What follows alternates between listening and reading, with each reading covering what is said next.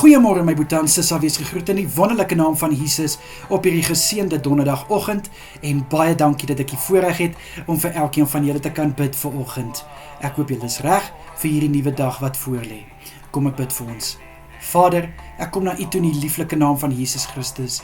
Vader, aan U alle eer, lof en heerlikheid vir nog 'n dag wat in ons lewens toegevoeg is. Vader, baie dankie dat U oor ons gewaak het hierdie nag. Dankie Here dat U ons gespaar het om hierdie nuwe dag te kan betree. Baie dankie, Here. Vader, ek bid vir my boetie en sissa.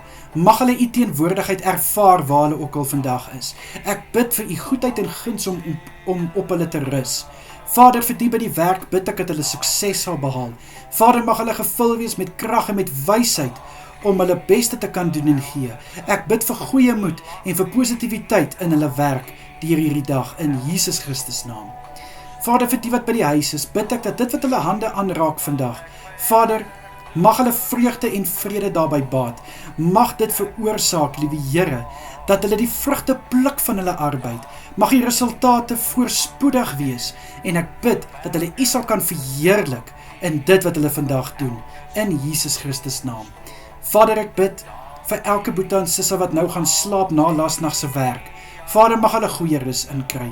Ek bid dat hulle ongesteerd sal kan uitrus en sodat hulle weer die volgende skof wat later voorlê kan aanpak, verfris en versterk in Jesus naam.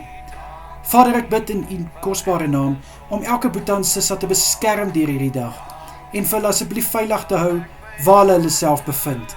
In die kosbare naam van Jesus Christus bid ek. Dankie Here. Amen en amen.